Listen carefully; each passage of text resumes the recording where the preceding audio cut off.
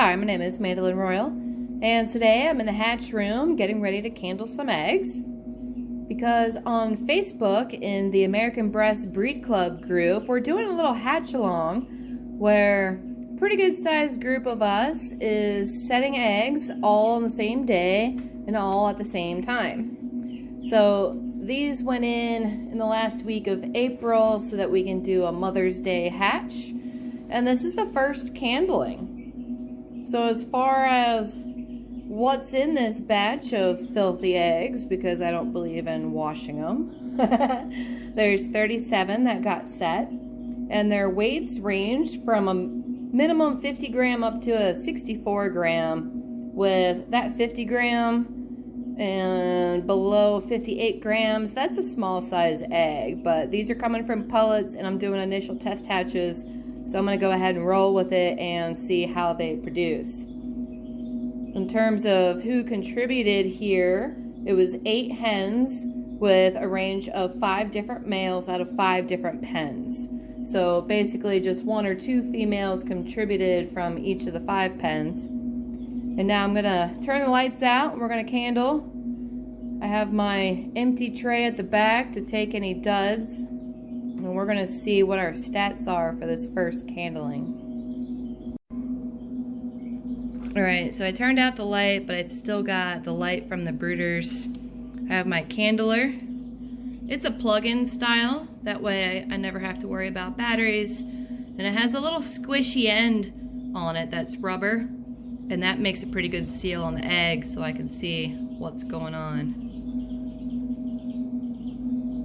That's the label on it, if you're curious. So starting in the front row here, I'm just going to put that on. There's our veining. So this egg is good. That egg's good. That's a blood ring. So that one comes out.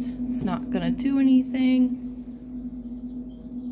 I'm going to move on down the line. That one's good. Good, but it's not showing it on camera. Looks like a blood ring. I'm gonna pull it up to the front so we can get a better look.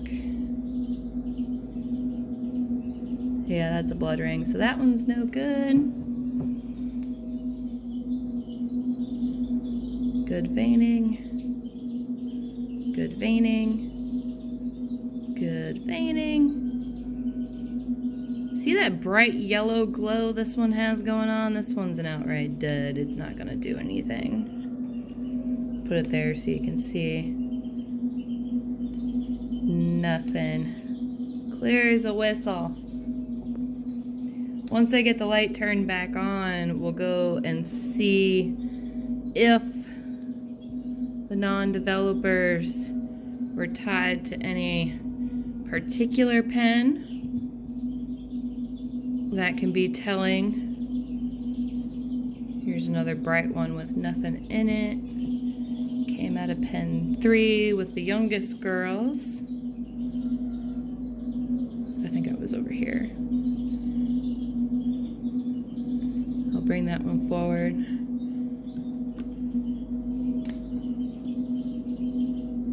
That's a blood ring. And blood rings develop as a singular line instead of a complex network of veins to indicate a living chick. And I do need to let you guys know that I did not store these appropriately. I did not turn them while they were in storage. And I did not clean them. And one of the reasons why I did that was so that I can flip the script and do things dramatically different and see if that changes my results. So what I mean by that is I will outright sanitize the eggs and I will not handle them barehanded. I'll wear gloves. I will turn them when they're in storage and I'll store them at room temperature, not too cold, not too warm.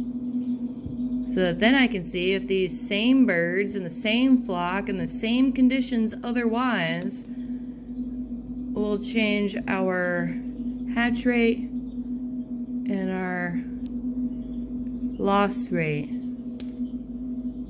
Just going back through and confirming everything I thought I saw before. Alright, so we ended up with 8 eggs coming out that aren't going to do anything.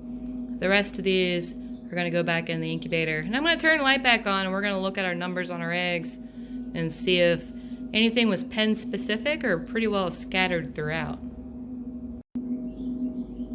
Alright, so we had 3 duds from pen 3, 3 duds from pen 2, 1 dud from pen 5, and 1 dud from pen 6.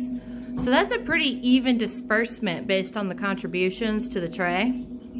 So I'm not concerned with this many, but I am curious to see if shaking up my methodology would also change this result. Because in a perfect world, everything you put in the incubator results in a perfectly healthy chick. That's our goal, that's our end game, but it's not always possible and it's not always consistent. We are doing 2 different hatch-alongs. So this middle group here, those are the ones I just candled for Mother's Day. The other group, it's not quite ready to candle them. They just went in on May 1st. And that was a hatch with the moon. So they're supposed to hatch right around a full moon, and we're going to see if that has any impact. But every year, I like to look at what I can change and what I can improve on and really nitpick stuff to get down to the best results. This flock, it's our sustenance. It's kind of what we do now. It's where we get our eggs. It's where we get our chicken meat from. It's very important. So as we go along, we like to look at where we can do it better. Season after season, all working on improving the flock. So if you're not on Goofy Facebook, feel free to get on there and join the American Bresse Breed Club group. It's where we nerd out on these chickens and where we talk about how to do it better. And we all learn. We all post what we're doing, what we're seeing. We compare notes. That way we can help teach each other too. It's a pretty good time. And I'm excited about these hatch-alongs we started doing this season. And I look forward to doing more of them too. It's going to give us a pretty good view of what the U.S. flock at large can do and where they're at. And it's going to let us watch the development as well as find the folks who want to do the right things for the birds and keep them doing the good stuff. So more on this later.